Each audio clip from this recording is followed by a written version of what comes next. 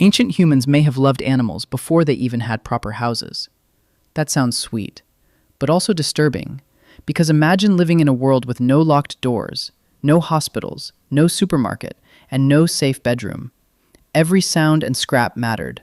So why would any ancient human keep an animal around? A wolf near the fire, a puppy beside a child, a strange little creature eating bones at the edge of camp. Was it useful, dangerous, or friendship? Or did humans start loving pets long before they had cities, farms, or even a word for pet? The answer is not as cute as it sounds, because the first pet may not have been chosen. It may have come from the darkness, followed the smell of food, survived human fear, and slowly became family. Discovery 1. The first pet was probably not a pet. You know the type. A dog sits near a human and watches everything, not blinking much, not doing anything useful, just staring like it knows your secrets and is waiting for a snack. Today, we call that loyalty. In the ancient world, it probably started with hunger. Early humans left scraps near their camps, bones, fat. Wolves or wolf-like animals came closer. Most were too dangerous. A bold wolf near camp was not adorable. It was a problem with teeth. But some wolves were calmer. They kept distance. They waited. They did not attack. Those animals had a better chance of staying near humans long enough to eat. And humans had a reason to tolerate them. In theory, nobody planned domestication. No ancient hunter said, "One day, your descendants will wear tiny sweaters." In practice, both sides made tiny choices. The wolf moved closer. The human threw a scrap instead of a spear. The wolf came back. The human noticed it heard danger in the dark. That is how a relationship can begin. Not with love, with tolerance. And tolerance is powerful. Once an animal sleeps near your fire night after night, it becomes familiar. Discovery 2. Usefulness opened the door. Most people today think of pets as emotional first. They comfort us, they follow us, they destroy furniture and somehow remain innocent. But for ancient humans, an animal probably had to be useful before it became beloved. Ancient life was brutally practical. A dog could hear danger before a human could. It could smell prey. It could follow tracks. It could bark when something moved beyond the firelight. That mattered. A warning at night could mean the difference between waking up scared and not waking up at all. So yes, ancient humans may have loved their animals, but love probably grew out of usefulness. A useful animal was worth feeding. A useful animal was worth protecting. And a protected animal stayed around long enough for people to notice its personality. Here's where it gets interesting. At first, the animal is useful because it does a job. Then it becomes special because it is that animal. Not just a dog, the nervous one, the brave one, the lazy one. Once an animal becomes an individual in your mind, the relationship changes. You are no longer feeding a tool, you are feeding a companion. Discovery 3. Some animals were treated like family. Most people never notice this, but the clearest sign of love is often what happens after death. During life, an animal can guard, hunt, warn, or help, but after it dies, usefulness is gone. So if people still treat the animal with care, that tells us something. Some ancient dogs were buried carefully, sometimes close to humans. That does not prove every ancient person had a pet like we do today. But it does suggest that some animals mattered deeply. They were not just meat. They were not just broken tools. They were remembered. We cannot read ancient minds like diary pages, but careful burial shows behavior, and behavior is evidence.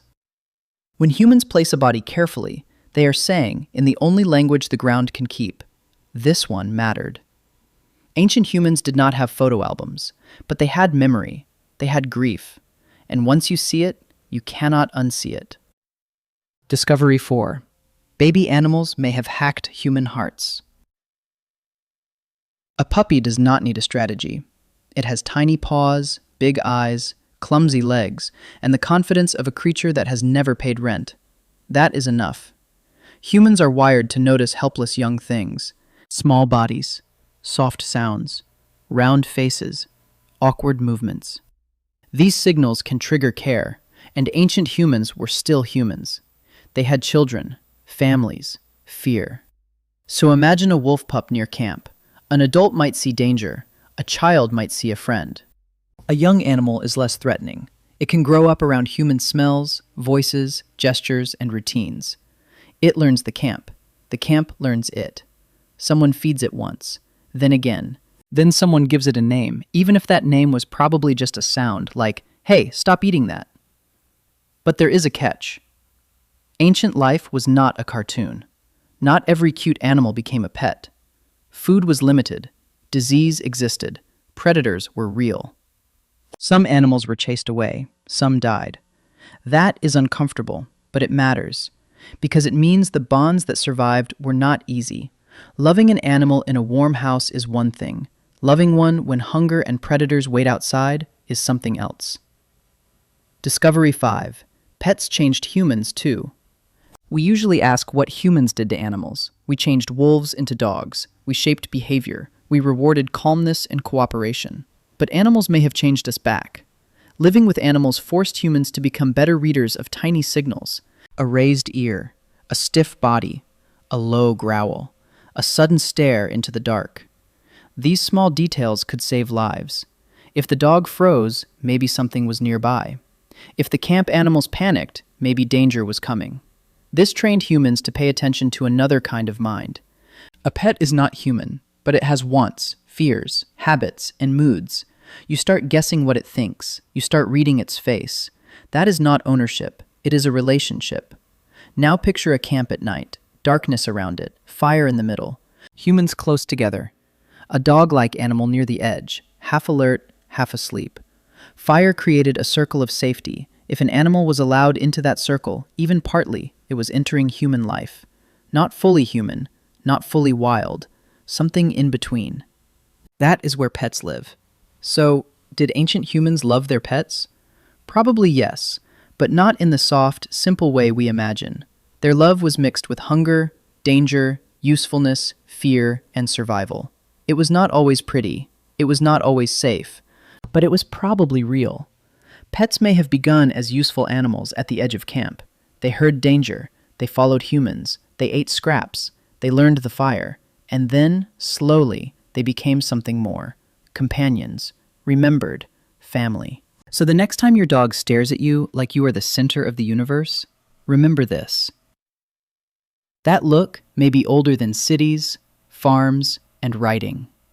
Maybe humans did not simply invent pets. Maybe pets helped invent the kind of humans we became. And maybe somewhere inside that ridiculous animal sleeping on your floor, there is still a memory of the fire. Subscribe for more strange animal behavior and hidden history explained simply.